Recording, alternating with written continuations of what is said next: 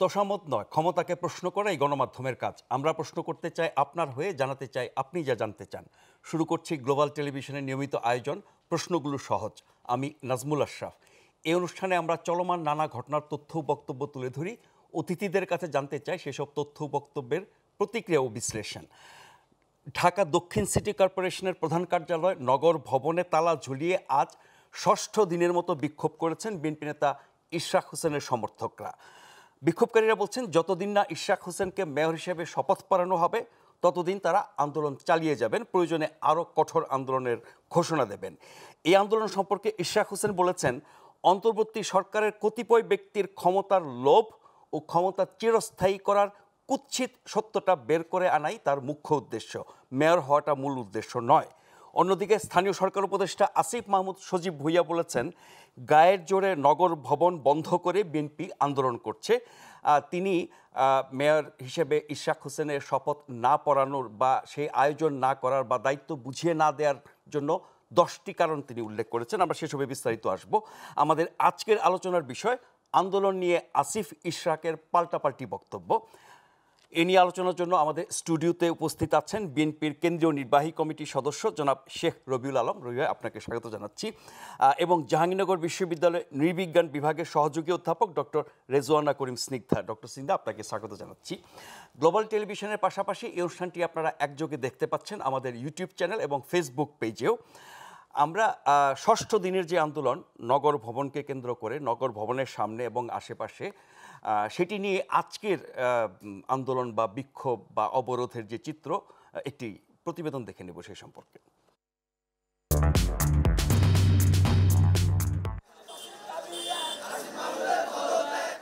সোমবার সকাল থেকে ঢাকা দক্ষিণ সিটি কর্পোরেশনের বিভিন্ন এলাকা থেকে এভাবে ছোট ছোট মিছিল নিয়ে নগর ভবন ও গুলিস্তান মাজারের সামনে অবস্থান নিয়ে বিভিন্ন স্লোগান দেয় ইশরাক হোসেনের সমর্থকরা।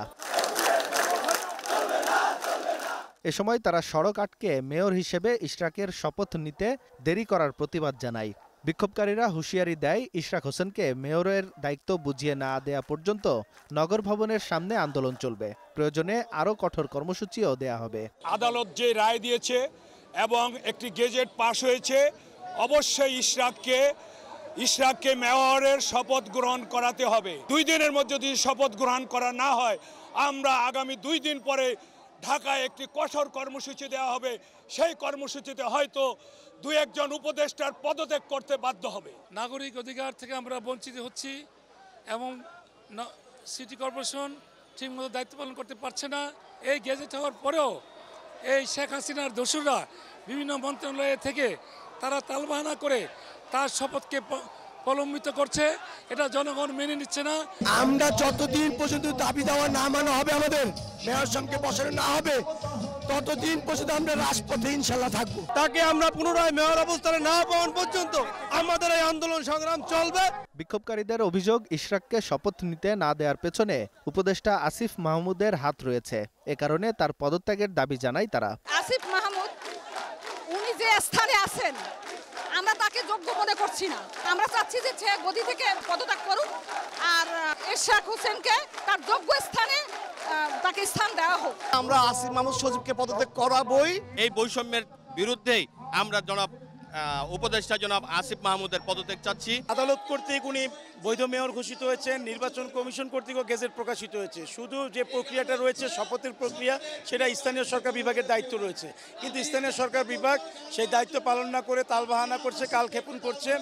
আমরা মনে করি স্থানীয় সরকার বিভাগের এই বিষয়ে আন্তরিকতা হওয়া উচিত ছিল। এদিকে সিটি কর্পোরেশনের ইশরাকপন্থী কর্মকর্তা কর্মচারীরাও নগর ভবনের মূল ফটক ও অন্য বিভাগের গেটে তালা লাগিয়ে রেখেছে। ফলে নগর ভবনে ঢোকা যাচ্ছে না, তাই বন্ধ রয়েছে সব ধরনের সেবা কার্যক্রম।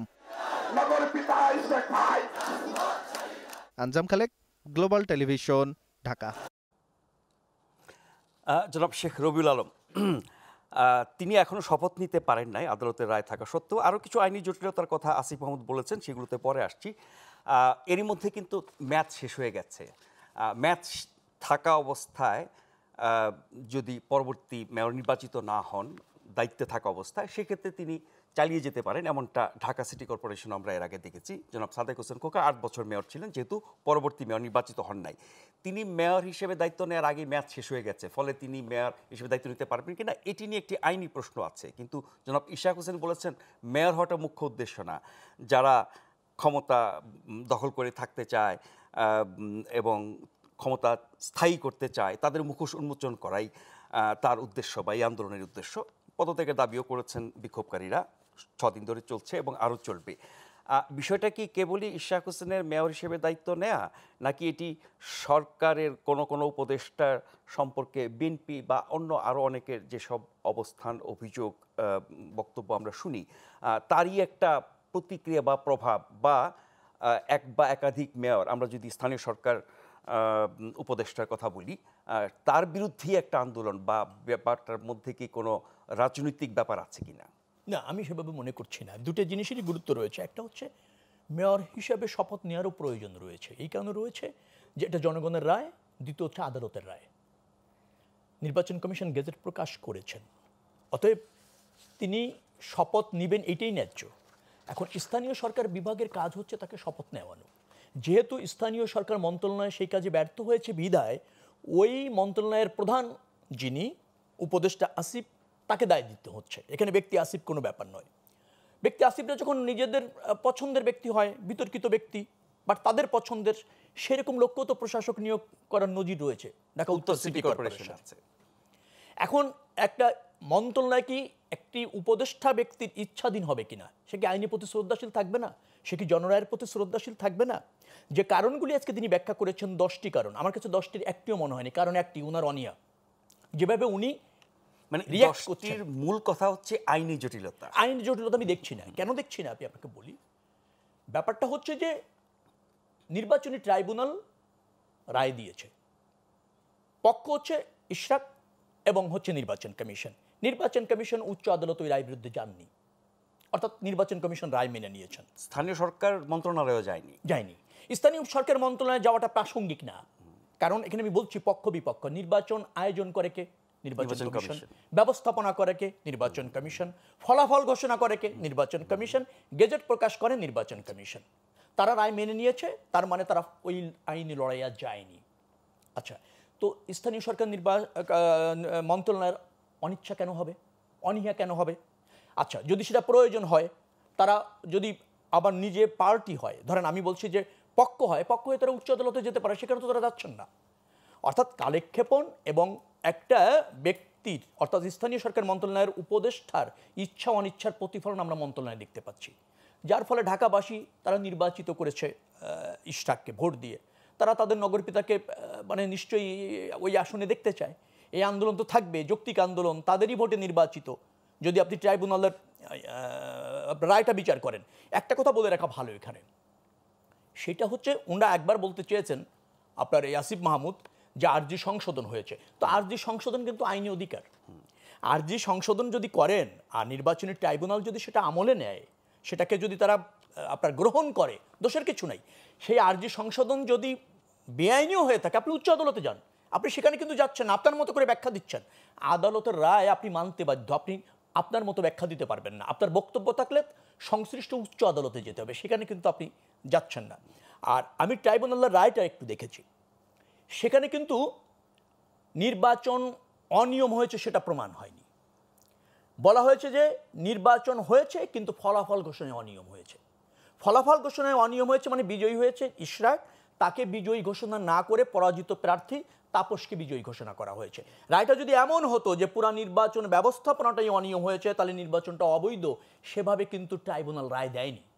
অর্থাৎ ট্রাইব্যুনাল যে রায় দিয়েছে সেটা নির্বাচন কমিশন মেনেছে, অথবা তারা বিশ্লেষণ করে যেহেতু মেনে নিয়েছে, সেখানে স্থানীয় সরকার মন্ত্রণালয়ের অনীহা থাকা উচিত হয়নি। আসিফ মাহমুদের অভিযোগ কিন্তু ট্রাইব্যুনালের বিরুদ্ধেও। তিনি যেমন বরিশালের উদাহরণ টেনে বলেছেন যে বরিশাল সিটি কর্পোরেশন সংক্রান্ত মামলায় আরজি সংশোধন সংক্রান্ত হাইকোর্টের রায়কে আমলে নিয়ে খারিজ করে দিয়েছে ট্রাইব্যুনাল। এখানে খারিজ আমলে নেয়নি, কারণ এখানে আমলে নেওয়ার উপাত্ত ছিল না। আর ট্রাইব্যুনালের উপর উনি ক্ষুব্ধ হন, সেই অধিকার উনি রাখেন কিনা? ট্রাইব্যুনাল উচ্চ আদালতে যেতে পারেন, কোনো ভুল যদি ট্রাইব্যুনালে থেকে থাকে উনি চ্যালেঞ্জ করতে পারে উচ্চ আদালতে, কিন্তু নির্বাচন কমিশন তো সেখানে যায়নি। নির্বাচন কমিশন ট্রাইব্যুনাল রায় মেনে নিয়েছে। মেনে নিয়ে গেজেট প্রকাশ করছেন, আপনি কেন শপথ নিতে দেরি করছেন? আমি সেটা বলি। তাহলে উদ্দেশ্যটা কি? উদ্দেশ্যটা হচ্ছে একটা অশুভ উদ্দেশ্য। একটা ধরেন নির্বাচিত মেয়রকে শপথ না নেওয়ার মানে না করানোর জন্য এক ধরনের দাম্ভিকতা, এক ধরনের ক্ষমতার অপব্যবহার, এক ধরনের রাজনৈতিক বিরোধ অথবা কর্তৃত্বের বিরোধ আসিফ মাহমুদ এখানে প্রদর্শন করছে। চট্টগ্রাম সিটি কর্পোরেশনের ক্ষেত্রে তো সরকার এটা করে নাই। সেটা সরকার করেনি, সেখানে হয়তো সেভাবে দেখিনি তখন। এখন ধরেন ঢাকার গুরুত্ব বেশি, সেই কারণে। গুরুত্বের কারণে আমি বলছি না, এখন হয়তো মনে হচ্ছে তাদের কাছে যে তারা যেভাবে রাজনীতির সাথে ইনভলভ হতে চাচ্ছে, আগামী নির্বাচনে যেভাবে তারা প্রভাব বিস্তার করতে চাচ্ছে, সরকারের উপর যেভাবে প্রভাব বিস্তার করতে চাচ্ছে, এনসিপি সাথে প্রত্যক্ষভাবে যুক্ত অথবা এনসিপির মানে আশীর্বাদ পুষ্ট যে সমস্ত উপদেষ্টারা আছে, তারা হয়তো তাদের সেই রাজনৈতিক কর্তৃত্বের মানসিকতার বহিঃপ্রকাশ, যেটা আগে হয়তো ছিল না, এখন সেটা জোরালো করছে। দক্ষিণ সিটি কর্পোরেশনের প্রশাসককে নিয়ে অনেক প্রশ্ন আছে। দুঃখিত, উত্তর সিটি কর্পোরেশনের। দক্ষিণ সিটি কর্পোরেশনের একজন প্রশাসক আছেন, তাকে নিয়ে কোনো কথা এখনো আসেনি। তার মানে হচ্ছে যে অনির্বাচিত প্রশাসকদেরকে দিয়ে চালিয়ে যাওয়ার ক্ষেত্রে সরকারের লাভটা কি? লাভ আছে সরকারের একটা হীন মানসিকতা আছে। এই সরকার নিরপেক্ষতা হারাচ্ছে, সম্পূর্ণ হারিয়েছে আমি এখনো তা বলবো না, কারণ সরকারের থেকে একটি রাজনৈতিক দল গঠিত হয়েছে এনসিপি, তাদের প্রভাব এই সরকারে রয়েছে। অর্থাৎ তারা পছন্দের লোকদের দিয়ে ইনস্টিটিউটগুলি পরিচালনা করার ক্ষেত্রে তো আমরা নজির দেখছি। এমনকি সমস্ত এক্সপার্ট লোকজন বাইরে যারা থাকেন, যারা রাজনীতির সাথে যুক্ত না, দেশের প্রতি যাদের মানে কমিটমেন্টের ঘাটতি আছে বলে সাধারণ মানুষ মনে করে, মানে অন্য দেশের নাগরিক হওয়ার কারণে সেরকম আছে। আবার ধরেন সব এক্সপার্ট বাইরের থেকে এনেছেন, এদেশে তো জানা বোঝা লোক আছে, আমাদের প্রশাসনে আছে, আমাদের সিভিল সোসাইটিতে আছে, আমাদের সিনিয়র সিটিজেনরা আছে। তারপরও দেখবেন যে সব বিষয়ে বিশেষজ্ঞ খুঁজে একটা কর্তৃত্ববাদী যে আমলাতন্ত্র বা যেটা শেখ হাসিনার আমলেও ছিল, ফ্যাসিস্ট শাসনের আমলে, সেই ধরনের একটা প্রশাসনিক কাঠামো তৈরি করার চেষ্টা করা হচ্ছে। অর্থাৎ আমরা বলছি গণতন্ত্র, জনগণের সাথে প্রশাসনের সেতুবন্ধন, জন আকাঙ্ক্ষা ধারণ করে রাষ্ট্র ব্যবস্থাপনা, যেটার জন্য আমরা সংগ্রাম করলাম, সে জায়গায় তো ঘাটতি আছে। আপনি নতুন তো কিছু পাচ্ছেন না। সেই আমলাতন্ত্র আবার দেখবেন, আর সেই পছন্দের মানুষ দিয়েই দপ্তরগুলি নিয়ন্ত্রণ করা, নিজেদের উদ্দেশ্য বাস্তবায়ন করার প্রক্রিয়া থেকে তো বেরিয়ে আসা যায়নি। সেগুলি তো এই সরকারের মধ্যে আমরা দেখতে পাচ্ছি স্পষ্টতভাবে। এবং কিছু কিছু জিনিস আছে, সেটা হচ্ছে স্বৈরতন্ত্র এবং ফ্যাসিবাদের সাথে মিল রয়েছে। তার থেকে তো বেরিয়ে আসার জন্য আন্দোলন, তাই না? ভোটের অধিকার বলেন, আপনি জবাবদিহিমূলক প্রশাসন বলেন, প্রশাসনের সাথে জনগণের একটা সেতু বন্ধন, সেটা তো আমরা পাচ্ছি না। জি, ডক্টর স্নিগ্ধা রেজওয়ানা, 6 দিন ধরে দক্ষিণ সিটি কর্পোরেশনের কেন্দ্রীয় অফিস নগর ভবন সেটি তালাবদ্ধ, সেখানে কেউ ঢুকতে পারছে না, কাজ হচ্ছে না, নাগরিক সেবা ব্যাহত হচ্ছে, এক ধরনের অচল অবস্থা। আবার আন্দোলনের কারণে রাস্তাঘাট বন্ধ থাকছে, সেখানে মানুষের দুর্ভোগ। এই সংকটটা সরকার বা সংশ্লিষ্ট উপদেষ্টার সাথে আলাপ আলোচনার মাধ্যমে সমাধান করা যেত কি না? যদি যায় বা যেত, তাহলে আন্দোলনের মাধ্যমে এই সংকট তৈরি করার লাভটা তাহলে কার হচ্ছে বা কে এতে আপনার লাভবান হচ্ছে? আপনাকে ধন্যবাদ গ্লোবাল টিভিকে, এবং রবিউল ভাইকে অনেক ধন্যবাদ। দেখুন, প্রথম কথা হচ্ছে, আমি একজন শিক্ষক হিসেবে একটা কথা বলি। এই যে ইশরাক হোসেনের মেয়র হওয়ার ব্যাপারটা, আমি খুব নিরপেক্ষ একটা কথা বলবো, এটা সাধারণ মানুষের জন্য এটা বোঝাবুঝিতে কিন্তু প্রচুর ঘাটতি আছে, এটা একদম স্পষ্টত। কারণ এই ইলেকশন হয়েছে আপনার, উনি আদালতের কাছে গেছেন, যেটা উনি যেতেই পারেন, ওনার ন্যায্য অধিকার, এবং এর পরবর্তীতে আদালতও যখন রায় দেয় এবং মেয়াদটা উত্তীর্ণ হয়ে যায়, এটা কিন্তু আসলে একটা জটিল সমীকরণ। কারণ আদালতই বা এই রায়টা কেন এরকমভাবে দেয়, এটাও একটা প্রশ্ন। তো সেক্ষেত্রে খুব স্বাভাবিক ক্ষেত্রে কি হতো, মনে করেন যদি সরকারের এরকম রায় দেওয়ার কারণে কিন্তু আদালতের সমালোচনাও করেছেন উপদেষ্টা। জি জি, সেটাই বলছি না, এখানে আমি বলছি যে এইরকম একটা রায় কিভাবে ঘোষিত হলো, যেটা জনমনের কাছে বা এমনকি খোদ উপদেষ্টার কাছে পরিষ্কার না, সেটা আসলে আমার কাছে একটা প্রশ্নকর বিষয়, আসলেই বিস্ময়কর বিষয়। কারণ দেখেন, আমার তখন মনে হচ্ছে হিরো আলমও তো আমাদের ঢাকা গুলশানের যে আসন থেকে এমপি ইলেকশন করেছিল, আপনাদের মনে আছে কিনা, ওনার অপোজিশন ছিল আরাফাত, প্রাক্তন উনি প্রতিমন্ত্রী। তো এখন ঘটনা হয়েছে কি, এটা একটা বিষয় আমার কাছে আসলে একজন নাগরিক হিসেবে আমার কাছে এই বিষয়টা পরিষ্কার না। একটা হচ্ছে আদালতের রায় হয়েছে, আদালতের রায় অনুযায়ী ইশরাক হোসেন যে দাবিটা করছেন এটা শপথ গ্রহণ করানো, এটা কিন্তু আমাদের মানতে হবে, কারণ আদালতের প্রতি শ্রদ্ধাশীল থাকলে আমাদের এটা মানতে হবে। এটা যেমন একটা সত্য, একইভাবে এটাও খুবই সত্য যে যেখানে মেয়াদ উত্তীর্ণ হয়ে যায় তখন তাহলে আমরা কিভাবে এটাকে বাস্তবায়ন করবো, এটা একটা টেকনিক্যাল, তার জন্য তো আদালতের কাছে ফিরে যাওয়া আবার ফিরে যেতে হবে এবং তাকে জিজ্ঞেস করতে হবে যে আপনি যে রায়টা দিলেন সেক্ষেত্রে আদালতই পারে কিন্তু আমাদেরকে একটা সুদিক নির্দেশনা দিতে। কেন এটা নেওয়া হচ্ছে না? এবার আসেন এই প্রশ্নের উত্তর দিই, কেন নেওয়া হচ্ছে না। দেখুন, আমরা নাগরিক হিসেবে কিছু বিষয় খুব ভালো স্পষ্ট বুঝতে পারি, আমরা রাজনীতির সমীকরণগুলো বুঝতে পারি, আমরা খুব স্পষ্টত বুঝতে পারি যে এখানে কিংস পার্টি বলেন, বিএনপি বলেন, এনসিপি বলেন, প্রত্যেকটা পার্টির মোটামুটি বোঝাবুঝি আমাদের কিন্তু আছে। এবং আমরা এও বুঝতে পারি যে এখানে একটা কালক্ষেপণ প্রক্রিয়া আছে, এখানে একটা দ্বন্দ্ব তৈরি করার প্রক্রিয়াও বিদ্যমান। আপনি খেয়াল করে দেখবেন, মানে কার সাথে কার দ্বন্দ্ব, আমি সেটা বলছি, অভ্যন্তরীণ দ্বন্দ্ব থাকে, একটা থাকে উইদিন দ্য পার্টি, আর একটা থাকে এক্সটার্নাল পার্টি। আপনি খেয়াল করে দেখবেন যে এই তো দুদিন আগেই আমাদের তথ্য উপদেষ্টা উনি জগন্নাথের সমস্যা সমাধান করতে চেয়ে যে কাজটি হয়েছে ভীষণ কোনো নাগরিকের সুনাগরিকের কাজ এটি হয়নি, কোনো ধরনের আঘাত, সেটা বোতল হোক আর যাই হোক, এটা এটা এটা আমি সমর্থন করি না, এটা আমি স্পষ্ট বলছি। কিন্তু দেখেন ওখানেও কিন্তু একটা দ্বন্দ্ব তৈরি হচ্ছে। আবার আমরা খোঁজ পাচ্ছি খোদ এনসিপির ভিতরেও কিন্তু দ্বন্দ্ব তৈরি হচ্ছে, মানে পত্রপত্রিকা মারফত আমরা যেটা জানতে চাচ্ছি। অন দ্য কন্ট্রারি বিএনপির সাথে দ্বন্দ্ব তো খুব স্বাভাবিকভাবেই কামনীয়।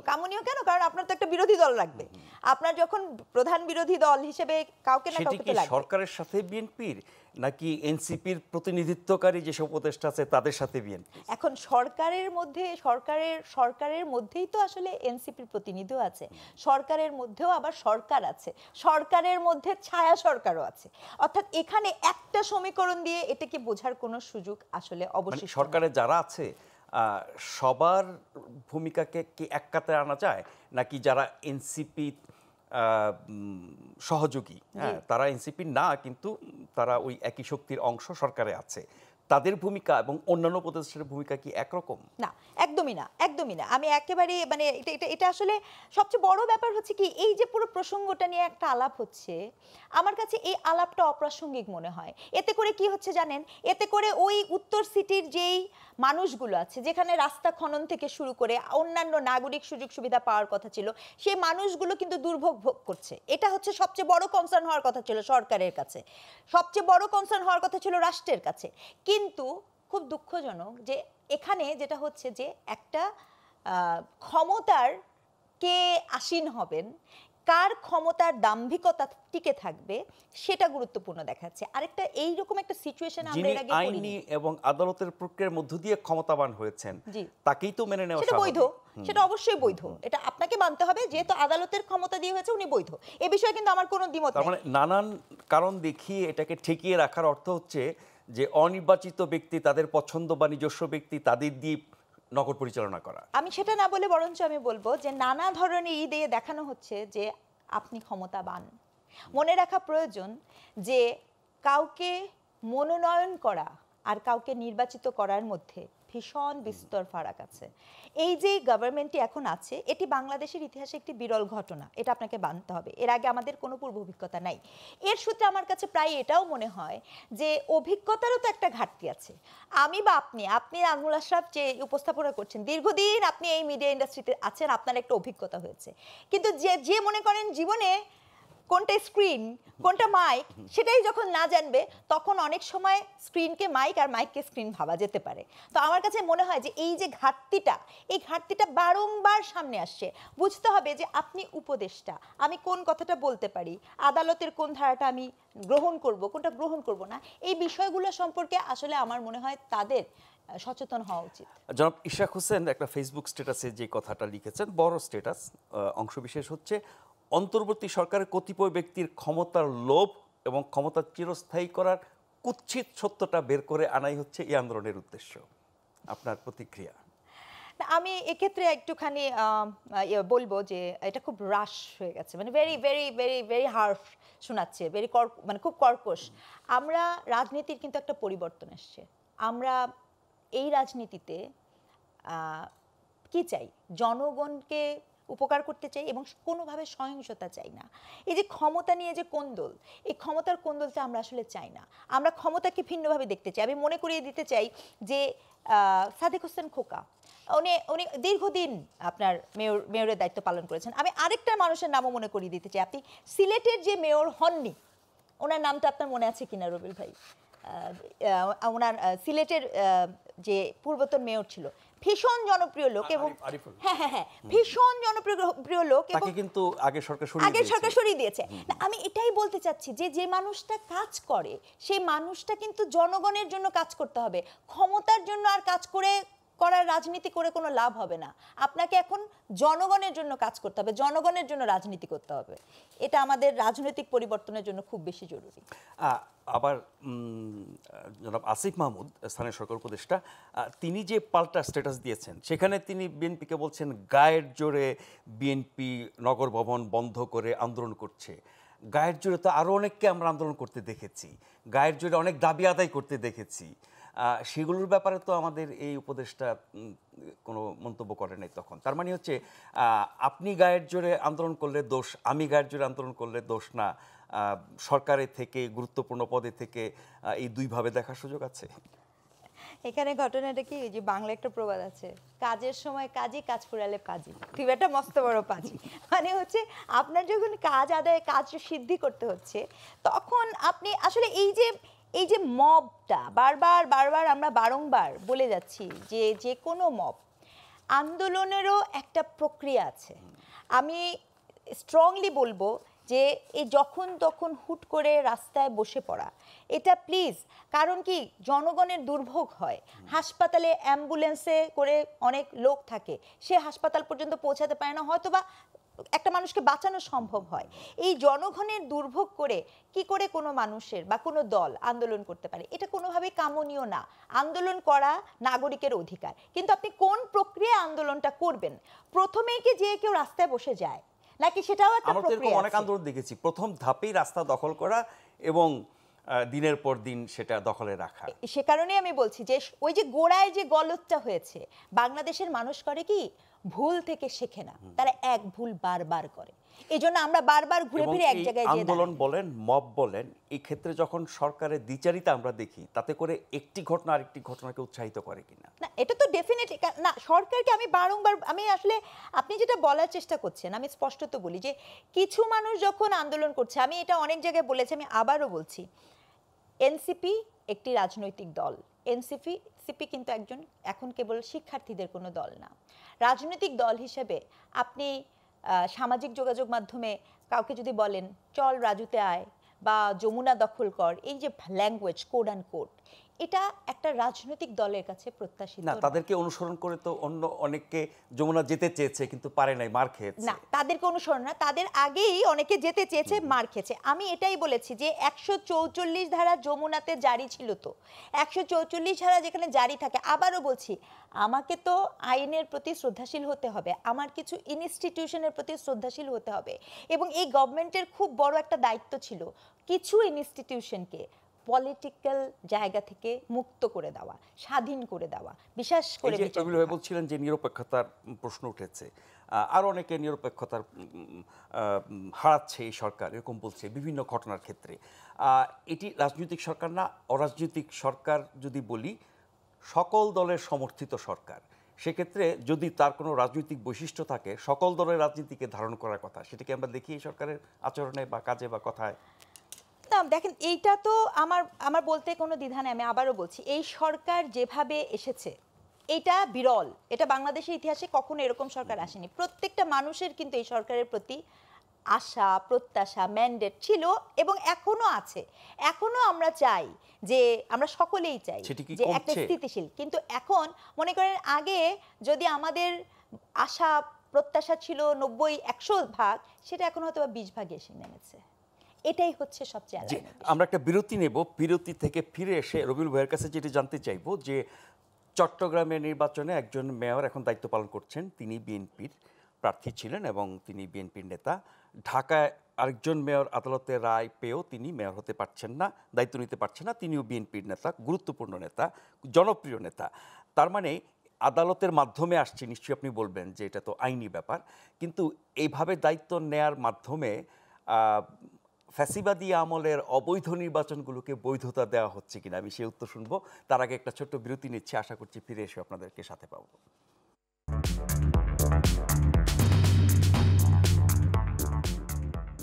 ধন্যবাদ আমাদের সঙ্গে থাকবার জন্য। আপনারা দেখছেন প্রশ্নগুলো সহজ গ্লোবাল টেলিভিশনে। আমরা আজকে আলোচনা করছি নগর ভবন কেন্দ্রিক যেই আন্দোলন চলছে টানা 6 দিন ধরে এবং সেটি চলবে সেই ঘোষণা দেওয়া হয়েছে, তা নিয়ে বিএনপি নেতা জনাব ইশরাক হোসেন এবং স্থানীয় সরকার উপদেষ্টা জনাব আসিফ মাহমুদ সজীব ভুঁইয়ের যে পাল্টাপাল্টি বক্তব্য সেটি নিয়ে আমরা আলোচনা করছি। যেমন জনাব শেখ রবিউল আলম যে প্রশ্নটি বিরতি আগে করেছিলাম যে বিগত সরকারের নির্বাচনগুলোর বৈধতা দেওয়া হচ্ছে কিনা এই প্রক্রিয়ার মধ্য দিয়ে। আপনি দুইভাবে দেখতে পারেন। এই প্রক্রিয়া তো এটাও প্রমাণিত হয় যে বিগত সরকারের নির্বাচনগুলির ফলাফল ঘোষণা সঠিক ছিল না, তার মানে অবৈধ ছিল। শুধু ফলাফল ঘোষণা নাকি পুরো নির্বাচন? তো একটা পুরো প্রক্রিয়ার মধ্যে অবৈধ হওয়ার অনেকগুলি প্রক্রিয়া আছে। ফলাফল ঘোষণা নিজের মতো করে করাও তো আরেকটা অবৈধ প্রক্রিয়া, নাকি আপনি দ্বিমত করবেন? না, নিশ্চয়ই। আচ্ছা, তাহলে এটা তো আদালত গেলে এটাও প্রমাণিত হয়েছে যে এই নির্বাচনগুলিতে সরকার হস্তক্ষেপ করেছিল, জনরায়ের প্রতিফলন হয়নি। আবার জনরায়ের সত্যিকারের প্রতিফলন হলে যেটা আদালত বলেছে সেটা এইরকম হতো, যেটা ওই সরকার করতে দেয়নি। তার মানে নির্বাচনগুলি যে অবৈধ হস্তক্ষেপ ছিল সেটাও তো প্রমাণিত হচ্ছে এই রায়ে। তারপরে যেটা বলবো যে কাউকে আদালতে যাওয়া তো আপনি বন্ধ করতে পারবেন না, তাই তো? নিশ্চয়ই। কেউ যদি ব্যক্তিগতভাবে ক্ষতিগ্রস্ত হয় নির্বাচন করতে গিয়ে, তার বিজয় যদি কেউ ছিনিয়ে নিয়ে নেয়, জনগণ যদি তাকে ভোট দেয়, সে গিয়ে যদি আদালতে সেটা প্রমাণ করতে পারে, এই প্রক্রিয়া তো আপনি রহিত করতে পারবেন না। তবে এতে কোনো সন্দেহ নেই যে বিগত 17 বছর আওয়ামী লীগের শাসন আমলে মানুষ অবাধে ভোট দিতে পারেনি, সব প্রার্থী সমান সুযোগ পায়নি এবং সরকার নির্বাচনগুলিতে যত্রতত্র হস্তক্ষেপ করেছে, এটা প্রতিষ্ঠিত এবং প্রমাণিত। সেটা আরেক রকমের বিতর্ক তৈরি হয়তো করবে, কিন্তু নির্বাচন যে ভালো হয়নি সেটা প্রমাণিত এবং এই রায়ও তাই প্রমাণিত। এই রায় খালু আমি বিজয়ী হয়েছি বিধায় কিন্তু, বা ইশরাক বিজয়ী হয়েছে বিধায় কিন্তু নির্বাচন বৈধ হয়েছে তা প্রমাণ করেনি। এই রায় কিন্তু আরেকটা অন্তর্নিহিত তাৎপর্য আছে যে ওই নির্বাচন ম্যানেজমেন্টের ক্ষেত্রে নির্বাচন কমিশন নিরপেক্ষ দায়িত্ব পালন করেনি।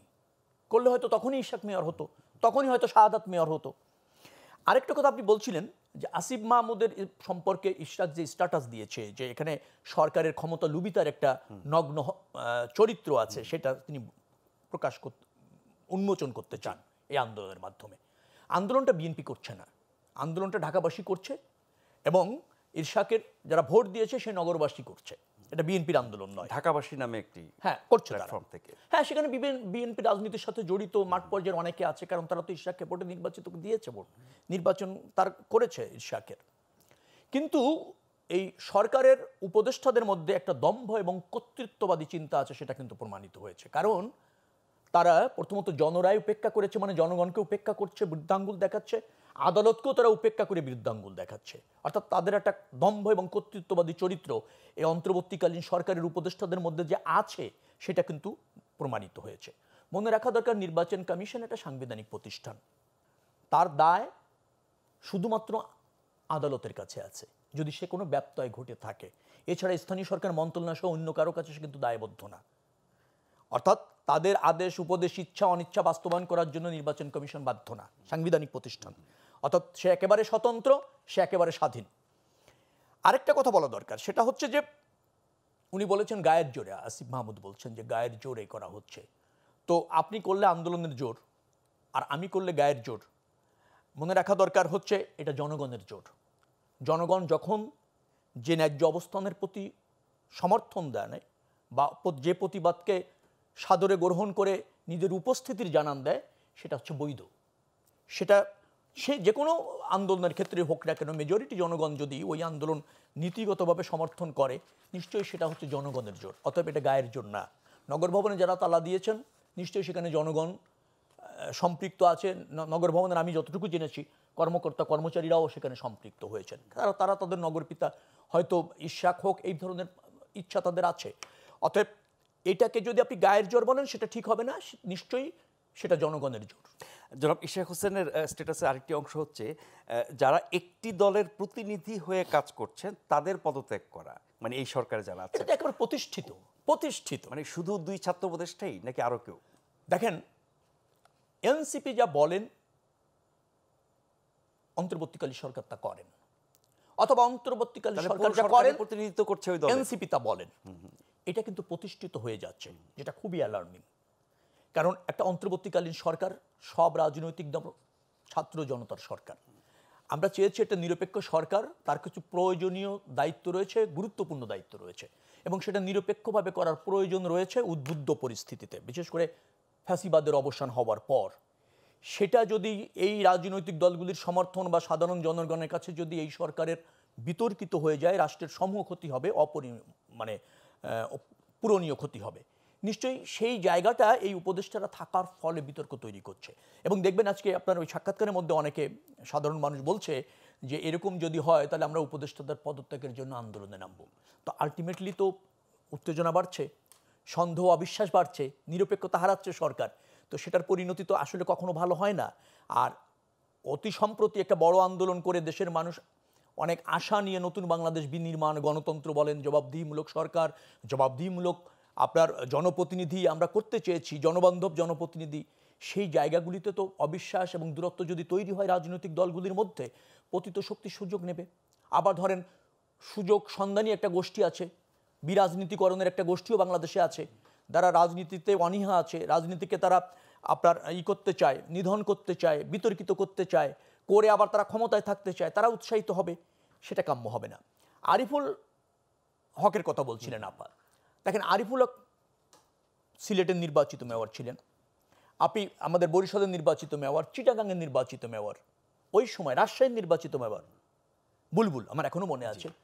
4 জন নির্বাচিত মেয়রকে আওয়ামী লীগের সরকার, শেখ হাসিনার সরকার কিন্তু আপনার করে দিল, যেটাকে বহিষ্কার করে দিল, বহিষ্কার দিয়ে প্রশাসক নিয়োগ করে দিলেন। আরিফুল হক উচ্চ আদালতে এসে আবার তার বৈধতা নিয়ে দায়িত্ব পালন করতে গেলেন। 8 ঘন্টার পর আবার তাকে বহিষ্কার করা হয়েছে, অনলি 8 ঘন্টা পর 2বার বহিষ্কার করা হয়েছে। তার মানে কি, আপনি আগের যে ফ্যাসিবাদী সরকারের যে চরিত্র আর এখন আমাদের যে সরকার আছে দেখবেন তার চরিত্র, তার পছন্দ হলে একরকম হচ্ছে, আর পছন্দ না হলে আরেক রকম হচ্ছে। তো তার মধ্যে তো কোনো পরিবর্তন হলো না, আমরা সেই একই ধারার মধ্যে আছি। তার মানে ক্ষমতা হাতে থাকলে সবাই একই রকম হচ্ছে, কিন্তু সেটা তো কাম্য নয়, আর সেজন্য তো আন্দোলন নয়, সেটা তো নতুন বাংলাদেশ বিনির্মাণের জন্য সহায়ক নয়। আমরা যারা এই যে আমাদের ছাত্র জনতা, রাজনৈতিক কর্মীরা যারা জীবন দিলেন, এই যে 2000-এর কাছাকাছি মানুষ জীবন দিলেন, হাজার হাজার মানুষ আহত হলেন, কি করতে? একটা মানে জনগণের নির্বাচিত সরকার, জনবান্ধব সরকার। সরকারটা আপাতত অন্তর্বর্তীকালীন সরকারই আছে, ঠিক আছে, সেটার প্রয়োজনও আছে, তার তো কিছু দায়িত্ব আছে, তার কিছু সীমাবদ্ধতাও আছে। এখন তার কাছে কিছু মানুষের প্রত্যাশা আছে। আপনি যদি সে ব্যাপারে কনসার্ন না হন, আপনিও যদি সেই একই স্বৈরাচারের স্টাইলে রাষ্ট্র ব্যবস্থাপনা করেন, তাহলে তো মানুষের যে ক্ষোভ সেটা তো বিস্ফোরিত হবে। আর বিস্ফোরিত হলে কি হবে? আবার সেই দ্বন্দ্ব, আবার অবিশ্বাস, আবার আন্দোলন। তো সেটা তো রাষ্ট্রের জন্য সুখকর না। এখন নগর ভবনের আন্দোলনে আবার ফিরে আসি, যে এটি যদি চলতেই থাকে এভাবে, পরিস্থিতি কোন দিকে যাবে আমরা জানি না, কিন্তু সমাধান তো দরকার। আমরা যে দুজনের বক্তব্য শুনলাম, যাকে মেয়র হিসেবে শপথ পড়ানোর দাবিতে বিক্ষোভ হচ্ছে এবং যিনি সংশ্লিষ্ট মন্ত্রণালয়ের প্রধান, তাদের যে পাল্টাপাল্টি বক্তব্য, তাতে করে আন্দোলনকারীরা বলছেন তারা চালিয়ে যাবেন, প্রয়োজনে আরও কঠোর হবেন। পরিস্থিতি তাহলে কোন দিকে যাবে? না, পরিস্থিতি খুব ভালো মনে হচ্ছে না। আমার উচিত সরকারের এই মুহূর্তে একটা পদক্ষেপ নেওয়া, আলোচনার মাধ্যমে কোনটা করলে ন্যায্য হয় এবং কোনটা হলে সরকারের নিরপেক্ষতাটা প্রমাণিত হয়, প্রতিষ্ঠিত হয়, জনরায় বা আদালতের রায়, অথবা যদি সেখানে কোনো সীমাবদ্ধতা থেকেও থাকে, যদি এরকম কোনো সীমাবদ্ধতা থেকে থাকে যেটা শপথ পড়ানোর ক্ষেত্রে এই জায়গাগুলি যৌক্তিকতা আছে, সেটার সমাধান করে শপথ নিতে হবে, সে ব্যাপারে তো ব্যাখ্যা আসতে পারে, সবার সাথে আলোচনা করে তো এটা সমাধানে যাওয়া যেতে পারে। কিন্তু আমরা যদি একে অপরকে প্রতিপক্ষ না ভাবি, কারণ জনরায়, আমি আবারও বলছি, আদালতের রায়, তাকে প্রতিপক্ষ হিসেবে নিয়ে কেউ কিন্তু ভালো থাকেনি, স্বস্তিতে থাকেনি, নিশ্চয়ই সরকারও থাকবে না। আর এই অসন্তোষ যেভাবে দানা বাঁধছে, তার পরিণতি সুখকর হয় না কারোর জন্য। জনদুর্ভোগ হচ্ছে, মানুষ সেবার থেকে বঞ্চিত হচ্ছে, নগর ভবন থেকে। আর এটা যদি আরও ধরেন বৃহত্তর পরিসরে যায় এবং বিএনপি যদি এই আন্দোলনটাকে আবার নিয়ে নেয়, আমি জানি না এখন দলীয়ভাবে নিয়ে নেয়, তো জিনিসটা তো ক্রমান্বয়ে বিস্তৃত হচ্ছে, আর বিস্তৃত হলে সেটা তো জটিল থেকে জটিলতর হবে। তারপর সরকার সেটা ম্যানেজ করা সম্ভব হবে কিনা এবং জনদুর্ভোগ বাড়তে থাকবে। আমার মনে হয় যে এখনই সরকারের প্রধান উপদেষ্টাও এই ব্যাপারে উদ্যোগী হতে পারেন এবং প্রয়োজনীয় একটা সমঝোতা বা শপথ যাই হোক না কেন, সেটা একটা সমঝোতা হতেই পারে আলোচনার পরিপ্রেক্ষিতে। ডক্টর রেজওয়ানা করিম স্নিগ্ধা, এই আন্দোলনটি নিয়ে আমরা আলোচনা করছি। আরেকটি আন্দোলন আছে ঢাকা বিশ্ববিদ্যালয়ে, ছাত্রদলের একজন কর্মী হত্যার প্রতিবাদে সেখানে প্রক্টর এবং উপাচার্যের পদত্যাগের দাবি করা হচ্ছে এবং সেখানেও দফায় দফায় শাহবাগে অবরোধ, শাহবাগ থানা ঘেরাও ইত্যাদি সেগুলো হয়েছে। একই প্রশ্ন যে নগর ভবন কেন্দ্রিক আন্দোলন বলি, ঢাকা বিশ্ববিদ্যালয় আন্দোলন বলি, এগুলো যখন মাঠ পর্যায়ে ছড়িয়ে যায় তারা নানা রকমের প্রভাব পড়ে, কিন্তু দুপক্ষই যখন অনড় থাকেন যার যার অবস্থানে বা কার্যকর উদ্যোগ নেন না, তখন সেই আন্দোলন বিস্তৃত হতে থাকে। এই আন্দোলনের পেছনে অনেকে মনে করেন যে সরকারের বিরুদ্ধে অনেক রকমের ক্ষোভ আছে প্রতিপক্ষের। আমি বলছি যে যেসব রাজনৈতিক দল আছে, বিএনপি সহ আর অনেক দল, যারা গণতান্ত্রিক প্রক্রিয়ায় দ্রুত নির্বাচনের মাধ্যমে রাজনৈতিক স্থিতিশীলতা চায়। সরকারের নানান কর্মকাণ্ডে বলা হচ্ছে যে তারা আসলে সব কিছুকে দীর্ঘায়িত করতে চায়। তার মানে এই যে যে বিপরীতমুখী অবস্থান, তার কোনো উপাদান এসব আন্দোলনের মধ্যে যুক্ত হচ্ছে কিনা বা সেটি আরও বড় পরিসরে আসতে পারে কিনা? দেখেন, আসলে কি, প্রথম কথা হচ্ছে যে ছাত্রটি মারা গেছে, মানে একজন শিক্ষক হিসেবে আমি আমি এটা খুব ভীষণ দুঃখজনক একটা ঘটনা। হ্যাঁ, যেটুকু আমরা সংবাদ মাধ্যমে শুনেছি যে ছুরিকাঘাতে ওনাকে হত্যা করা হয়েছে, এটা ভীষণ রকমের দুঃখজনক। আর এই মুহূর্তে যে আন্দোলন, আপনি যে একটা কথা বললেন না, যে যখন শেখ হাসিনা ছিল তখন আমাদের সবার একটা কমন প্রতিপক্ষ ছিল, বুঝছেন? এটা একদম মানে পানির মতো স্বচ্ছ, মানে সেখানে কোনো এমন একক পক্ষ নাই, অর্থাৎ শত্রুর শত্রু তুমি আমার বন্ধু, এই ফর্মুলাটা ভীষণভাবে কার্যকর ছিল। অর্থাৎ আপনার একক একটি প্রতিপক্ষ।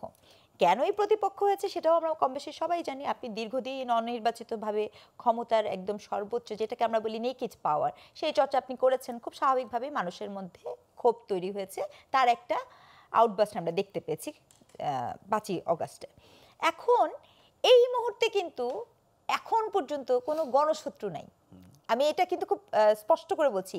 অর্থাৎ এখানে ছোট ছোট ছোট ছোট কোন্দল আছে, আর কোন্দল থাকবেই, এটা একটা খুব গুরুত্বপূর্ণ।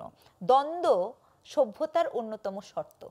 আপনার আর আমার মধ্যে দ্বন্দ্ব যদি না থাকে, আমি যদি সবসময় আপনি জি হুকুম জি হুকুম জি হুজুর করি, তাহলে নতুন কিছু নির্মাণ করার সুযোগ থাকে না।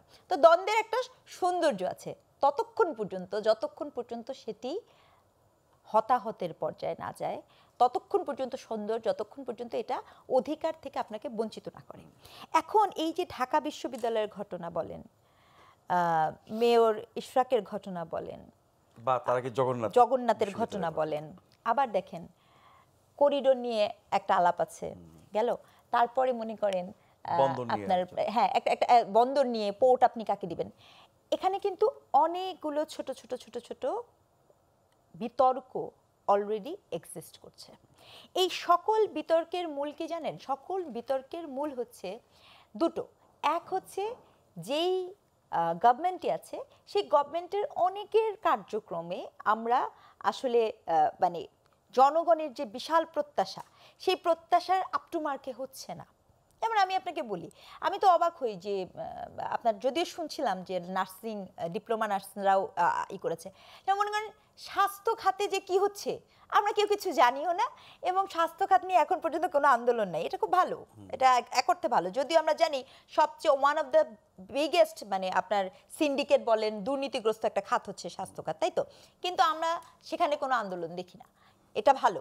কিন্তু ঘটনা হচ্ছে যে যখন আপনার এরকম এরকম বিভিন্ন জায়গায় আন্দোলনগুলো উঠে, তার কারণ কি? তার কারণ হচ্ছে দুটো। একটা হচ্ছে আমার প্রত্যাশা মিল হচ্ছে না, আর দুই, এই যে পলিটিক্যাল পার্টিগুলো আছে, আমার পাশে একজন রাজনীতিবিদ বসে আছেন, তাদের মধ্যে ক্ষমতার ভাগাভাগিটা নিশ্চিত হচ্ছে না। মানে এটা আমি রবিউল ভাইকে বলছি না, মানে ক্ষমতার বাইরে থেকে ক্ষমতার বাইরে থেকে, এইটাই তো বলছি যে এটা এটা খুব খুব মানে এটা কিন্তু মানে এত বেশি আমরা বুঝতে পারি যে আপনার ভাগাভাগিটা বন্টন অসম হয়ে যাচ্ছে। অসম বন্টন যখনই হয়, সম্পত্তি অথবা ক্ষমতা, কিসের ভাগাভাগি? ক্ষমতার ভাগাভাগি। সরকারের বাইরে যারা আছেন তাদের ক্ষমতাটা কি? সরকারের বাইরে যারা আছে, আপনি দেখেন এই যে এটা তো মানে সরকারের বাইরে থাকলে কি এখানে কি কোন দলকে প্রায়োরিটি দেওয়া হচ্ছে? এটা কি একটা ক্ষমতার ভাগাভাগি না? কার আবদার? আপনি নিজে একটু আগে বলেছেন কোন দল কথা বললে পরে শোনা হচ্ছে, কোন দল কথা বললে পরে শোনা হচ্ছে না। এটা কি এক ধরনের ভাগাভাগি না? মানে রাষ্ট্র ক্ষমতার উপরে বিভিন্ন দলের যে প্রভাব বা অংশ, সেই ভাগাভাগির কথা। জি, আমি সেই ভাগাভাগির কথাই বলছি যে রাষ্ট্র ক্ষমতা কিভাবে পরিচালিত হবে সেই পরিচালিত হওয়ার যে ক্ষমতা সেইটার ভাগাভাগিতে আসলে অসমতা দেখা দিয়েছে, ওটা সমভাবে বণ্টিত মানে হচ্ছে কোন না। দলের প্রভাব বা বেশি হয়ে অংশ যাচ্ছে, বেশি, কারো কম হয়ে হ্যাঁ, যাচ্ছে। এখানেই হচ্ছে দ্বন্দ্বটা তৈরি হচ্ছে, যেটা হয়তো বা আমরা বলতে একটু ইতস্তত বোধ করছি। এবং এটার দুঃখজনক হচ্ছে এটার আলটিমেট মানে ফলাফলটা সেই জনগণের উপর এসে পড়ছে। এই সংকটটা যে বাড়ছে বা নতুন নতুন মাত্রা পাচ্ছে, সেটি কি নির্বাচন কেন্দ্রিক যাত্রা যে একরকমের বিতর্ক বা অনিশ্চয়তা সেই কারণে? না দেখেন, এইটা তো আমি একদম নির্দ্বিধায় বলবো, যেহেতু এখন পর্যন্ত আমাদের কাছে ডেমোক্রেটিক প্র্যাকটিসের পরে আর কোনো প্র্যাকটিস এখন পর্যন্ত এক্সিস্ট করছে না। ডেমোক্রেসি নিয়ে আমি আপনার সাথে একাডেমিক্যালি অনেক বিতর্ক করতে পারি, অনেক কিছু নিয়ে আছে, কিন্তু এটা তো সত্য যে এটা একদমই নির্দ্বিধায় বলে দেওয়া যায়, কোনো একটি নির্বাচিত গভর্নমেন্ট না আসা পর্যন্ত এই অস্থিতিশীল পরিস্থিতিটা আসলে চলতে থাকবে। সেটি সরকার যত দ্রুত উপলব্ধি করবে ততই ভালো। হ্যাঁ, সেটি সরকার যত দ্রুত উপলব্ধি করবে না, যেটি সরকারকে যত দ্রুত উপলব্ধি করার সুযোগ দেয়া হবে ততই নাকি মঙ্গল। উপলব্ধি করতে বাধ্য করা হবে? হ্যাঁ।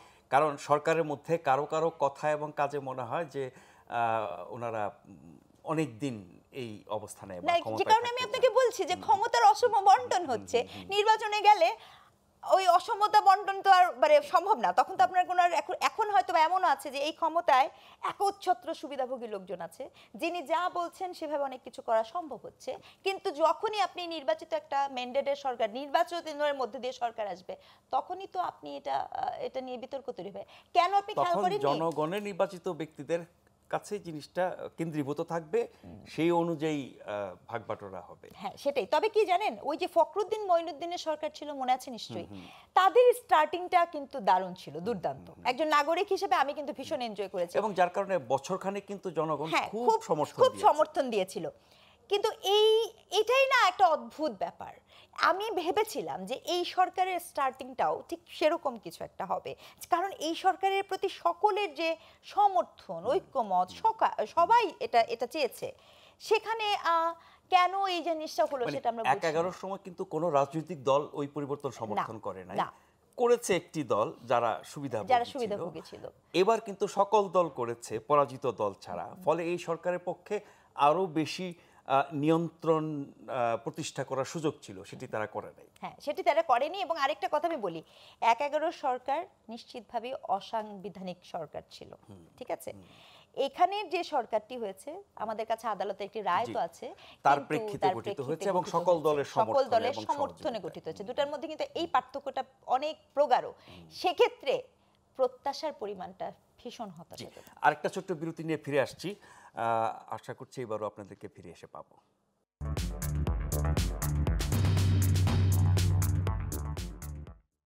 ধন্যবাদ আমাদের সাথে থাকবার জন্য। আমাদের আজকের অতিথি জনাব শেখ রবিউল আলম এবং ডক্টর রেজওয়ানা করিম স্নিগ্ধা। জনাব শেখ রবিউল আলম, আজকে ঢাকায় আয়োজিত একটা অনুষ্ঠানে বিএনপির স্থায়ী কমিটির সদস্য জনাব আমির খসরু মাহমুদ চৌধুরী বলেছেন যে বর্তমান অন্তর্বর্তী সরকার গণতান্ত্রিক প্রক্রিয়ায় উত্তরণের জন্য প্রয়োজনীয় সব কিছুকে উপেক্ষা করছে, এর মাধ্যমে দেশ অনিশ্চয়তার দিকে চলে যাচ্ছে। গণতান্ত্রিক প্রক্রিয়া জন্য সরকার একটা সময়সীমা ঘোষণা করেছে অনেক দিন আগেই, ডিসেম্বর থেকে জুনের মধ্যে নির্বাচন হবে, তার আগে সংস্কার হবে, সংস্কারের একটা প্রক্রিয়া চলছে, সকল দল তাতে যুক্ত হয়েছে, ঐক্যমত প্রতিষ্ঠা করার চেষ্টা করছে। সেক্ষেত্রে মানে এই প্রক্রিয়ার আপনার মধ্যে অনিশ্চয়তা কোথায় দেখছেন? আচ্ছা, অনিশ্চয়তা আসছে। সরকার তার কিছু ইনিশিয়েটিভ নিয়েছে, কিন্তু সেগুলো অস্পষ্ট এবং কালেক্ষেপণ অনেক বেশি। সরকারের একটা নির্বাচনী রোডম্যাপ মানুষ প্রত্যাশা করে, তো সেটাও তো এখন স্পষ্ট করতে পারেনি, যার ফলে রাজনৈতিক দল এবং সাধারণ মানুষ যারা ভোট দিতে উন্মুখ হয়ে আছে তাদের মধ্যে অস্বস্তি বাড়ছে, অসন্তোষ বাড়ছে, এবং ধরেন এই যে স্বস্তি এবং স্থিতি বিঘ্ন ঘটবে এটা যদি চলতে থাকে, সেরকম তো আছে। তো একদম অনিশ্চয়তার মতো পরিস্থিতি কি তৈরি হয়েছে? না, অনিশ্চয়তার পরিস্থিতি এখনো আমরা আস্থা রাখি, কিন্তু সব মানুষ কি আস্থা রাখবে? সব মানুষ কি ধরেন সহানুভূতিশীল, ধৈর্যশীল, পরিমিতিবোধ সবার কি একরকম? সাধারণ মানুষও তো আছে। অনেক মানুষ বলে যে সরকার নির্বাচন দেবে না, কিছু মানুষ আবার উপযোজক হয়ে বলে সরকারকে আজীবন দেখতে চাই। এরকমও তো আপনার কিছু শুভানুধ্যায়ী এই সরকার তৈরি করেছে। সে ভোটের অধিকারের জন্য সংগ্রাম করেছে, এখন বলছে উনি ভালো, ওনাকে আজীবনের জন্য দিয়ে দেন। আচ্ছা না এরকম, তো সব মানুষ তার একভাবে নিবে না। তবে রাজনৈতিক দলের বলেন, সব শ্রেণী পেশার মানুষ বলেন, তারা কি চায়? তারা একটা নির্বাচিত সরকার চায়, কারণ একটা নির্বাচিত সরকারের দায়বদ্ধতা থাকে, এবং একটা নির্বাচিত সরকারের সবচেয়ে ব্যাপার হচ্ছে যে তার জবাবদিহিতা এবং জনবান্ধব হতে সে বাধ্য হয়। এখন জনগণের ক্ষমতায়ন ছাড়া তো আপনি সুশাসন পাবেন না। আপনি একমত কিনা আমার সাথে আমি জানি না, স্বস্তিও পাবেন না। আচ্ছা, তো এখন জনগণের ক্ষমতায়নের উপায়টা কি? নিশ্চয়ই একটা অবাধ গ্রহণযোগ্য নির্বাচন, কারণ রাষ্ট্র ব্যবস্থাপনায় জনগণের প্রত্যক্ষ অংশগ্রহণের একমাত্র পদ হচ্ছে তার প্রতিনিধি নির্বাচিত করার ক্ষমতা, তার অংশগ্রহণের একমাত্র পথ, আর তো দ্বিতীয় কোনো পথ নেই। সে পথ রুদ্ধ যদি আপনি করেন এবং সে পথে যদি আপনি অনিশ্চয়তা রাখেন, জন অসন্তোষ বাড়বে, রাজনৈতিক দলগুলি অস্থির হবে, এটাই স্বাভাবিক। এখনো পর্যন্ত তো অন্তর্বর্তীকালীন সরকার, নিরপেক্ষ সরকার, তাদেরকে তো বলানো যায়নি যে না ঠিক আছে আমরা এই কয়েকদিনের মধ্যে সংস্কার প্রক্রিয়া শেষ করছি। কারণ সংস্কার, বিচার, ফ্যাসিবাদের দোসর এবং ফ্যাসিবাদের সাথে যারা যুক্ত ছিল সেই দল এবং তার নেতাদের বিচার, সবাই একমত। নির্বাচন নিয়েও একমত, কারণ আমরা গণতন্ত্রের পথে যেতে চাই, বিকল্প কোনো পথ তো আমাদের নাই। আর আমরা গণতন্ত্রের জন্য সংগ্রাম করেছি, সব রাজনৈতিক দল একমত। তো সে তিনটির ব্যাপারে আমরা যেহেতু একমত আছি, তো সেটা কিভাবে বাস্তবায়ন কতদিনের মধ্যে করা যায়? 9 মাস তো গেল, এখনো পর্যন্ত সংস্কার বলেন, বিচার বলেন, কোনো কিছু উল্লেখ করার মতো সরকার করতে পেরেছে? নির্বাচনটা কবে নাগাদ করা যেতে পারে সে ব্যাপারটাও কি সুস্পষ্টভাবে আনা গিয়েছে? যায়নি, যার ফলে কিন্তু অস্থিরতা। বরং অন্য অনেক বিষয় সরকার যুক্ত হচ্ছে, করছে, করিডোর বন্দর, অনেক কিছু। না, সেটাও তো সরকারের সবচেয়ে আরেকটা জিনিস হচ্ছে যে তার কি করণীয়, তার ক্ষমতা কতটুকু, আচ্ছা তার সীমাবদ্ধতা কতটুকু, তার দায়বদ্ধতা কতটুকু, সেটাও তো সে বুঝতে চায় না। আপনি যদি প্রেস সচিবের কথা শোনেন, অনেক বিতর্কিত কথা ইতিমধ্যে বলেছেন তিনি বিভিন্ন সময়, কিন্তু কিছু করার ম্যান্ডেট আছে না, বলেন তিনি না এইভাবে। এই জন্য বলছি যে এটা কেন মানুষ তখন সন্দেহ তৈরি হবে না? নিশ্চয়ই সন্দেহ তৈরি হবে। আর যারা ক্ষমতায় আছেন তারা তো এখনো পর্যন্ত নিজেদেরকে সমালোচনার ঊর্ধ্বে রাখতে পারছেন না, নিরপেক্ষ রাখতে পারছেন না। রাষ্ট্র ব্যবস্থাপনায় একটা কথা মনে রাখা দরকার, রাষ্ট্র ব্যবস্থাপনা কিন্তু খালি প্রতিষ্ঠান ব্যবস্থাপনা না। রাষ্ট্র ব্যবস্থাপনার সাথে প্রতিষ্ঠান ব্যবস্থাপনার পাশাপাশি জনব্যবস্থাপনা আছে। সেই জনব্যবস্থাপনার থেকে আপনি বিচ্ছিন্ন থেকে শুধুমাত্র প্রতিষ্ঠানগুলি ব্যবস্থাপনা করবেন, এটা কিন্তু রাষ্ট্র ব্যবস্থাপনা না। তো এই জায়গাগুলিতে মনোযোগী যে আপনি করবেন তাদেরকে, তার জন্য তো রাজনৈতিক দলগুলি সোচ্চার থাকতে হবে, আমাদের সে দায়িত্ব রয়েছে। তো আমির খসরু মাহমুদ সাহেব যেটা বলেছেন, আমরা বৃহত্তর রাজনৈতিক দল, জনগণের কাছে আমাদের কিন্তু জবাবদিহিতা আছে এবং জনগণের কাছে আমাদের কি করণীয় সে ব্যাপারে সোচ্চার থাকারও প্রয়োজন আছে। সেই জায়গা থেকে আমরা বলছি গণতান্ত্রিক উত্তরণের জন্য প্রয়োজনীয় সবকিছুই সরকার উপেক্ষা করছে। সবকিছু কি উপেক্ষা করছে? প্রয়োজনীয় যেটা সেটা তো এখনো পর্যন্ত অগ্রাধিকারের দিক থেকে। এখন গণতন্ত্রে ফেরার জন্য তো ধরেন বন্দর ব্যবস্থাপনা অথবা ধরেন স্বাস্থ্য ব্যবস্থাপনা তো গণতন্ত্রে ফেরার জন্য কম প্রয়োজন, সেটা হচ্ছে গণতান্ত্রিকভাবে নির্বাচিত সরকারের প্রয়োজন। কিন্তু আপনি যদি একটা ভোটের আয়োজন করতে চান, সংস্কারের বিষয়ে তো আমরা সবাই একমত হয়েছি, তাই না? কিছু সংস্কারের জন্য পার্লামেন্ট দরকার, আমরা বলেছি পার্লামেন্টে ঐক্যমতের ভিত্তিতে আমরা করব, অথবা মেজরিটির ভিত্তিতে করা যাবে, যেগুলি অর্ডিন্যান্স জারি করে করা যায় সেগুলি ব্যাপারটা একমত হয়েছে। সংস্কার কমিশনের প্রস্তাবনায় 90% রাজনৈতিক দল আমরা একমত হয়েছি, অন্যরা আরও হয়েছে। তো যেগুলি একমত হয়ে গিয়েছে সেই সংস্কারগুলি করে দ্রুততম সময়ের মধ্যে তো নির্বাচন করা যায়। যে নির্বাচন দ্রুততম সময়ের মধ্যে করা যায় সেটা কালেক্ষেপণ আপনি কেন করছেন? সেটা তো আপনি উপযুক্ত জবাব দিচ্ছেন না। আপনি বলছেন 80-90 ভাগ একমত হচ্ছে, যে জায়গায় একমত হচ্ছে না সেখানে আবার কোনো কোনো দলের গুরুত্ব বেশি, ওগুলোই করতে হবে। সেখানে যদি ঐক্যমত না হয় তাহলে কি করে করা যায়? না, সেটা যদি তার সেই রাজনৈতিক দলের অভিপ্রায়, তো আমার রাজনৈতিক দলের জন্য বাধ্যতামূলক না, আমার দায়বদ্ধতা তো জনগণের কাছে। আমার হচ্ছে অন্তর্বর্তীকালীনকে আমি সহযোগিতা করছি এই কারণে যে আমি জনরায়ের ভিত্তিতে জনগণকে অবাধে তার শাসক দল বেছে নেওয়ার সুযোগ দিতে হবে, সরকার বেছে নেওয়ার সুযোগ দিতে হবে। আমরা তো বলছি না তুমি সরা আমরা বৃহত্তর রাজনৈতিক দল, আমরা ক্ষমতায় যাব, আমরা ভোট চাচ্ছি, এর চেয়ে ন্যায্যতর অন্য কিছু নেই। মনে রাখা দরকার কোনো ব্যক্তি বা গোষ্ঠীর একক ইচ্ছাই সংস্কার না। তারা যদি ওই রাজনৈতিক দলটি যদি মনে করে যে এইগুলি তারা জনগণের জন্য করতে চায়, তারা ইস্তেহার আকারে ওইগুলি নিয়ে জনগণের কাছে যাক, জনগণের ভোটে নির্বাচিত হয়ে পার্লামেন্টে একক সংখ্যাগরিষ্ঠতা পেলে করুক, আর না হলে যদি সরকার গঠনের মতো সংখ্যাগরিষ্ঠতা পায়, আমরা বিরোধী দল হলে আমরা সমর্থন দেব, কারণ জনগণ তাদের ম্যান্ডেট দিয়েছে। সেটা আপনি করবেন না, আপনার ভাবনাই সংস্কার, আপনার ভাবনাই শিরোধার্য, আপনি যেটা বলেন সেটা অন্তর্বর্তীকালীন সরকার করতে বাধ্য, আমরা মেনে নিতে বাধ্য। এরা যারা ভাবেন তারা তো আরো 90 ফ্যাসিবাদ। নিশ্চয়ই, একদম শেষ দিকে চলে আসছি। ডক্টর স্নিগ্ধা, সবশেষ সাক্ষাৎকারে ডক্টর মোহাম্মদ ইউনূস প্রধান উপদেষ্টা ইকোনমিস্টকে দেয়া সাক্ষাৎকারে তিনি বলেছেন ডিসেম্বরে নির্বাচন হতে পারে, তবে জুনের পরে যাবে না। যেহেতু নির্বাচন নিয়ে এখন আর একটু বেশি মানে সরগোল হচ্ছে বা দাবি দাওয়াগুলো একটু জোরালো হচ্ছে, বিএনপির দিক থেকে অনিশ্চয়তার আশঙ্কা করা হচ্ছে বলে ওই দিকে একটু চাপ তৈরি করা হচ্ছে। সেই ক্ষেত্রে যখন প্রধান উপদেষ্টা বলেন যে ডিসেম্বরেই হতে পারে, তবে জুনের বেশি হবে না, এটা কি এসব বক্তব্য চাপ টাপ আন্দোলনের প্রেক্ষিতে উনি আরেকটু মানে কনক্রিট বা সুনির্দিষ্ট জায়গায় আসলেন? না দেখেন, আমি এখন পর্যন্ত এটা আমাকে বলতে হবে যে ডক্টর মোহাম্মদ ইউনূস যে অবস্থায় দেশের দায়িত্ব নিয়েছেন, উনি আমাদের we don't have any another option except him. আমরা এই জায়গাটাতে এই জন্য তার কাছেই তো চাওয়া হচ্ছে, তার কাছেই কিন্তু চাওয়া হচ্ছে। হ্যাঁ, কিন্তু আমরা যেটা বুঝি যে ওই যে আমি আপনাকে যেখানে বলেছিলাম যে সরকারের মধ্যে ওই ঘরের ভিতরে ঘর, তো সরকারের মধ্যে কি এরকম কোনো ঘর আছে কিনা, এই সংকটটা নিয়ে আমরা কিন্তু বেশ চিন্তিত। আমরা বলতে আমি এখানে জনগণের কথা বলছি। আরেকটা জিনিস, যেমন রবিউল ভাই বললেন বটে যে ইলেকশন, আচ্ছা আপনি কি আমাকে বলতে পারেন যে আগামী সংসদ ইলেকশনে আসলে নির্বাচন কমিশন কি ঘোষণা করেছে যে কত আসনে ইলেকশন হবে? দ্বিকক্ষ বিশিষ্ট বিএনপি প্রস্তাব করেছে, এটা কি কোনো সিদ্ধান্ত হয়েছে? নির্বাচনের আগে তো এই সিদ্ধান্তগুলো আপনাকে পরিষ্কার হতে হবে। যেগুলো সংবিধান সংশ্লিষ্ট সংস্কার সেগুলো তো এখন করা যাবে না, এটাই বলছি যে সেগুলো তো সম্ভব না।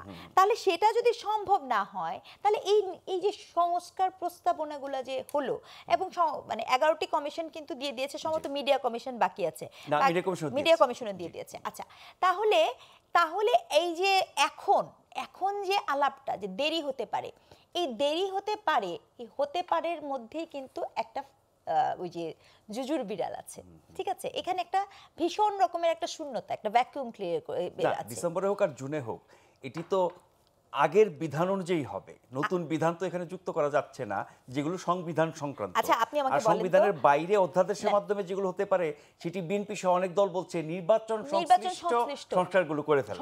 এখন কথা হচ্ছে যে আপনার প্রধান উপদেষ্টা যখন এটা বলে, আবার অপরাপর বিভিন্ন উপদেষ্টা তো এটাও বলেছে যে এই সরকার 5 বছর থাকতে পারে।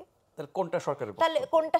এটাই হচ্ছে প্রশ্ন। আমরা ধরে নিচ্ছি যে প্রধান উপদেষ্টা, আমরা প্রধান উপদেষ্টার কথাটাই ধরবো, কারণ উনি হচ্ছেন আমাদের সকলের মনোনীত প্রার্থী একজন। কিন্তু অন্য উপদেষ্টারা যখন প্রধান উপদেষ্টার বিপরীতে বা ভিন্ন বক্তব্য দেন, সেগুলোকে সরকার কি ডিজোন করে? না, সরকার তো করে না। এই সিদ্ধান্তটা আসলে প্রধান উপদেষ্টার কাছে আমাদের প্রত্যাশাটা অনেক বেশি, উনাকেই এই সিদ্ধান্তটা নিতে হবে। আমরা কার কথা শুনবো, এবং আমরা জনগণ শুধু উপদেষ্টা না, আমরা সচিবের মুখে এমন সব কথা শুনি যেগুলো সরকারের খুবই গুরুত্বপূর্ণ অবস্থান সম্পর্কে। না, প্রধান উপদেষ্টা আর প্রধান উপদেষ্টার প্রেস সচিব দুজন তো এক মানুষ নন, দুজনের ক্ষমতা বলেও এক নয়। আর আমি আপনাকে প্রথমে একটা কথা বলেছি, কার এখতিয়ারে পলিসি ডিসিশন সংক্রান্ত স্টেটমেন্ট দিতে পারে, কার এখতিয়ারে, এক্স্যাক্টলি কার এখতিয়ারে কতটুকু কথা বলা সমীচীন, এই পরিমিতি বোধ আসলে আমাদের থাকা উচিত। এই পরিমিতি বোধ যদি না থাকে, তাহলে অনভিজ্ঞতার কারণে নাকি অযোগ্যতার কারণে, না দাম্ভিকতার বা ক্ষমতার জোরে? এটা এমন একটা প্রশ্ন আপনি করলেন, আমার কাছে মনে হয় যে এটা এখানে অনেকগুলো কম্পোনেন্ট থাকে। দাম্ভিকতা তো অবশ্যই, কারণ ভাষার মধ্যে একটা দাম্ভিকতা থাকে, আর অনভিজ্ঞতার ব্যাপারটাকে আমি ফেলে দিতে পারছি না, কারণ এটা খুবই সত্য কথা। কারণ এরকম একটা বিরল পরিস্থিতিতে দেশ কখনো যায়নি। এই পরিস্থিতিতে কিভাবে মানুষের সাথে কথা বলতে হবে, এটা কিন্তু আমরা পুরা বাংলাদেশ একটা ট্রানজিশন মোমেন্টের মধ্যে দিয়ে যাচ্ছে। তবে আমরা আশাবাদী হতে চাই, এবং আমরা জনগণ হিসেবেই বলছি, আমরা একটা স্থিতিশীল বাংলাদেশ চাই। আমরা বুঝতে পারছি দেশের ব্যবসা বাণিজ্যের অবস্থা মোটেও ভালো নয়, বিনিয়োগের জায়গাতে অনেক ঘাটতি চলেছে। আপনি এত বড় এত সুন্দর প্রেজেন্টেশন করলেন, ওয়্যারএস বাইরের কোম্পানিগুলো বলছে যে নির্বাচিত গভর্নমেন্ট না আসলে আসলে এই সকল বিনিয়োগ হবে না। এটাই স্বাভাবিক, এই বোধটা কিন্তু আমরা বুঝি। এখন এই যে ভাই যেমন বললেন, অনেকে বোঝে না হয়তো, বা সকলের বোঝাবুঝির পরিসরটা এক না। একটি নির্বাচিত সরকার না আসা পর্যন্ত আমি একদম স্পষ্ট বলছি, আমি কোনোভাবেই বিএনপিকে সমর্থন করে বা অমুক দলকে সমর্থন করে বলছি না, একটি জায়গা থেকে বলছি যে একটি নির্বাচিত সরকার না আসা পর্যন্ত বাংলাদেশের এই যে অস্থিতিশীলতা, এটা চলমান থাকবে, এবং এটি নিষ্পন্ন করা ভীষণভাবে জরুরি এবং প্রধান উপদেষ্টাকে তার জায়গায় এটি থাকতে নিয়ে হবে। কারোই মতো ভেদ থাকার কথা না, শুধুমাত্র তাদেরই থাকার কথা যারা এই অবস্থাটাকে চলমান রাখতে চান। অনেক ধন্যবাদ ডক্টর রেজওয়ানা করিম স্নিগ্ধা, অনেক ধন্যবাদ জনাব শেখ রবিউল আলম। আপনাদের প্রত্যেককে ধন্যবাদ জানিয়ে আজকের মতো শেষ করছি। অনুষ্ঠানটি পুনঃপ্রচার হবে আগামীকাল সকাল 7টায় এবং এই অনুষ্ঠানে ফিরে আসবো আগামীকাল রাত 9টায়। সে পর্যন্ত সবাই ভালো থাকবেন। শুভরাত্রি।